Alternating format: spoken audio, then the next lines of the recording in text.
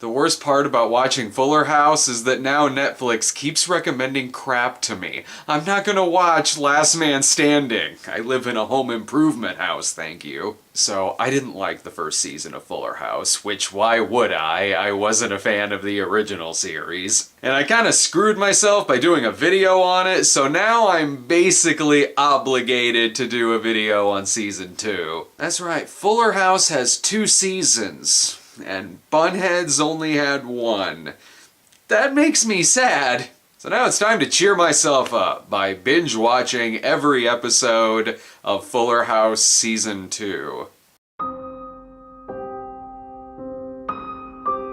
To catch you up on the previous season, DJ had to choose between Steve, her stalker ex-boyfriend from high school, and the handsome, charismatic Matt. And I do mean stalker, as in he follows them around, spies on them, even tries to attack Matt. Yeah, some fucking choice. This time around though, DJ finally chooses, but oh no, Matt and Steve have girlfriends! It'd be much more clever if it turned out they were dating each other. Steve is now going out with CJ, who looks and acts sorta like DJ to the point to where they even use the same puns. Yeah, that's normal. If you're not caught up on season 1, though, annoying Max shows up to provide exposition to characters who were fucking there. Fernando, Kimmy's ex-husband / current boyfriend who now lives with them, he says to Max, "I missed you least of all." Yeah.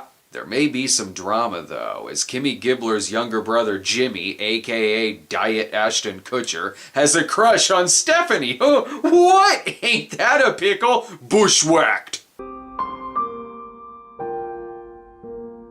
This episode is 6 minutes shorter than the previous episode, probably because in the season premiere, the fucking audience had to woo for 5 seconds every time a character appeared. This is the most easily entertained audience. They actually, a kid picking up a toy and a dog eating. There's now 2 stalkers this season because Jimmy Gibbler has his RV parked outside the house and won't leave until Stephanie agrees to go out with him. And everyone else finds this adorable. This show's idea of a romantic movie is fear. Episode 2 does do something I never thought I would see in the Full House universe, a pixelated nutsack, so that it has something in common with its own porno spoof. I did get a little sad here, though, because Alan Thicke turns up in this episode as DJ's blind date, and I really hope this wasn't his last project. And what the fuck, he was Kirk Cameron's dad on Growing Pains, and now he's dating his son's sister?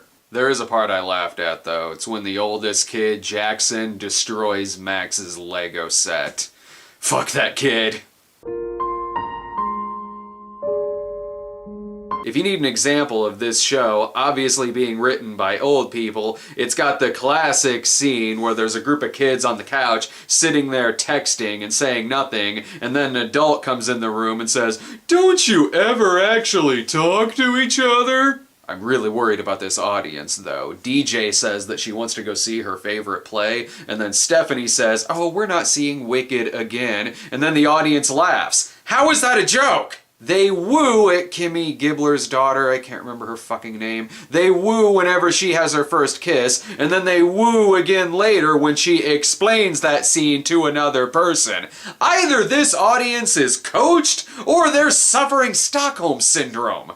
But instead of going to a play, Stephanie and DJ decide to crash an Irish wedding. You can tell it's Irish because they start singing "Oh Danny Boy, Everything is Green." They begin river dancing, and there's leprechaun hats in the bushes. DJ uses the name Sinead O'Connor to get in, because I'm sure no one there knows who that is. And annoying Max appears to be sassier this season, almost like he's a miniature version of Jack from Will and Grace. And I didn't even like that character, so I sure as shit don't like him in kid form.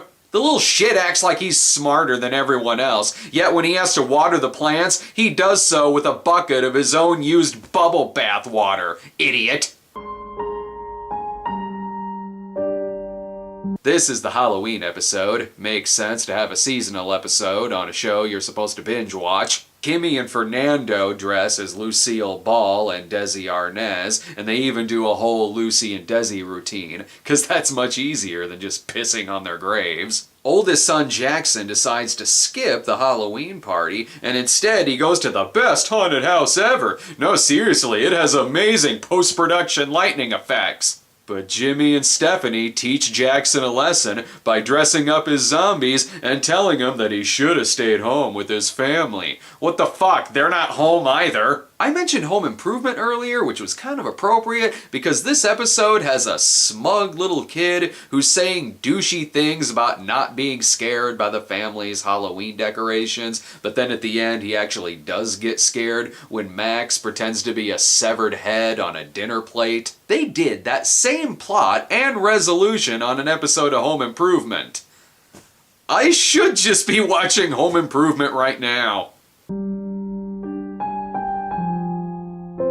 You know you're in for a good time when the episode opens with Max walking indoors with a wagon full of chickens. This plays into the plot. He tosses a corn cob to the dog, who swallows it and has to go in for surgery. So Max is annoying, and he almost killed the dog. There's another special guest this time around, though. It's Bruno from Dancing with the Stars. I had to pause the episode to find out who that was. What a shock. Fuller House and Dancing with the Stars have the same audience. Speaking of audience, this studio audience gasped at a sight of a chicken walking and a dog fetching, as if they'd never seen that before. This show is why we are all going to get the 2017 that we deserve. Oh, and 5 episodes in, and Max has yet to say his terrible catchphrase from season 1, "Holy chalupas!" And I still hate him. It's the Thanksgiving episode. It's like it was just Halloween an hour ago. I was originally thinking that I wish some of the original cast would come back, but then Bob Saget walked in dressed like a white rapper and saying shit like, "What up, my peeps? What's crack-a-lackin'?" Uncle Joey arrives with 4 annoying kids who tear shit up and spout out more catchphrases. This show needs more annoying kids like the world needs more crack.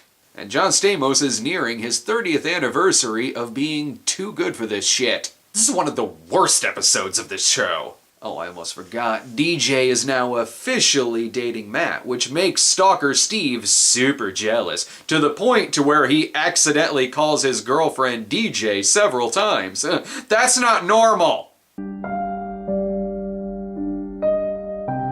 Max still has his chickens and his outdoor farm, because that's a story arc that needed to carry over multiple episodes. Fans of the original series will be super excited for this episode. The girls' band Girl Talk gets back together. They even flash back to a Girl Talk episode because it's important to show you that this universe was always shitty. Need more jokes written by old people? DJ is playing the drums and does so by color coordinating them with her rock band drums. Otherwise, she won't know how to play. That's how that works. And there's some subplot about Gibbler's daughter Ramona, I remembered her name, being mad because an embarrassing video got put online. But she really has nothing to be upset about because the video making fun of her has 0 likes and a shit ton of dislikes. And there's a douchey teenager named Popco, cause that's a name. But bad influence Gia is back to play in Girl Talk. She tempts DJ and Stephanie with a vape, and it makes the audience go, ooh. Yeah, they're almost 40. No joke, I took a break in this episode to pay the garbage bill because trash was more appealing to me. The plot line with Max and his organic farm wraps up when he loses the science fair. So that was worth the 3-episode arc. Here's an episode that reminds you that there are better things you could be watching because it actually starts shilling for Netflix about halfway through. A character says, "Isn't TV without commercials great? I'd pay a monthly subscription for something like that." Yes, thank you for reminding me that Netflix put this out, so I can cancel my membership. Also, I know what Netflix is. What the fuck do you think I'm watching it on? And no, I'm not really gonna cancel my membership. They have Gilmore Girls and Friends. This episode features the line, "Nice overalls, Oshkosh bagosh," and then has the balls to later on say, "You're pandering to the lowest common denominator." It features Stephanie's music video, not once, not twice, but 3 times, and at one point replaces the footage with a dog and a baby. This audience is why shitty baby videos always won on America's Funniest Home Videos. This episode begins with a baby jamming his fists on a toy piano. Not helping my headache! Jesse, Joey, Danny, and Becky return in this episode, and the last time we saw Joey, they told him he and his family could stay there for a while. That was never addressed again, but thank God we got the 3-episode resolution of Max's organic farm. Like in the first season, there's some meta humor. There's a part here where DJ says, "I keep hearing this woo in my head," and then the audience goes, "Woo!" So, okay, maybe there isn't really a live studio audience. Maybe they're just all crazy. That would make sense. There's a part in this episode where they all get stuck in a jail cell on a TV set for a show called Police Mom, as you do, and then at the end of the episode they realize they can escape the cell because it doesn't actually have a ceiling on it. Idiots! And now they're dragging the new kids on the block to hell with them. The last episode had Phil Morris, who I mostly know as Jackie Chiles from Seinfeld. Stop dragging people down on your ship! They want to recruit the new kids on the block for DJ's birthday, so Stephanie and Kimmy kidnap them and drive them to the Tanner house. Do you remember the movie Heartbreak Hotel where David Keith plays Elvis and he's kidnapped to perform for Charlie Schlotter's mom? That was a weird one. This is really good for Stephanie's music career. She's really taking off after that dog baby music video went viral. Careful there, Fuller House. I'm still not over the breakup of Girl Talk. Best part of this episode, though, Donnie Wahlberg is literally FaceTime in to help sing Happy Birthday, and he clearly doesn't give a shit. It's okay though, they make sure to tell us the time and network that you can catch all new episodes of Blue Bloods. It's DJ and Kimmy's high school reunion, only someone needs to do their homework because the yearbook they're looking at references NSYNC in a period of time before they made their first public appearance. Yeah, I had to look that up, but for a show that's a product of the worst parts of the 90s, it really should get its 90s trivia right. So we've had Alan Thicke, Phil Morris, the New Kids on the Block, and this episode has Hal Sparks. One quick rewrite and this could be a Queer as Folk crossover. This one's got a lot of callbacks, and since I wasn't a fan of the original series, it's kind of like going to a high school reunion of a school that you didn't go to and watching people reminisce about shit that you have no idea what they're talking about.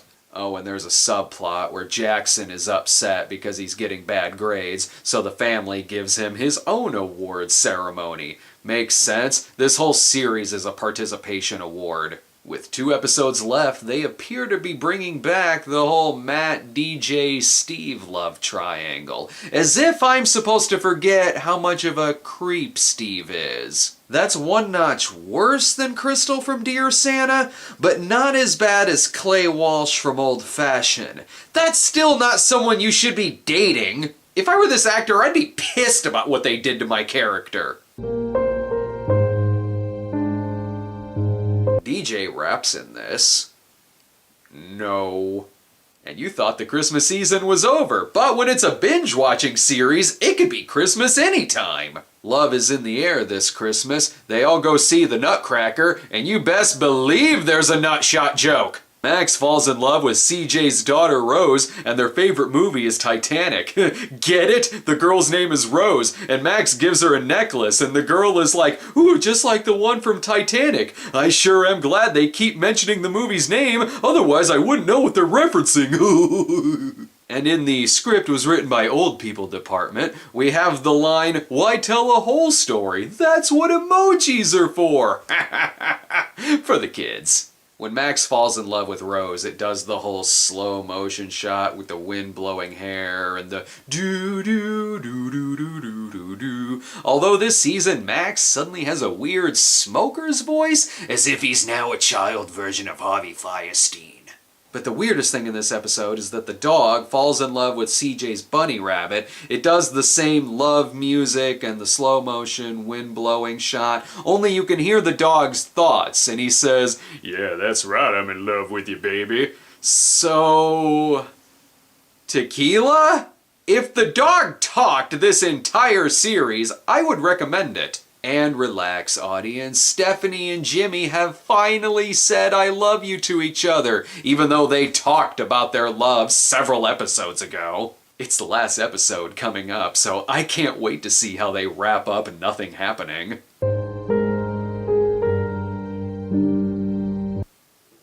Thank Christ.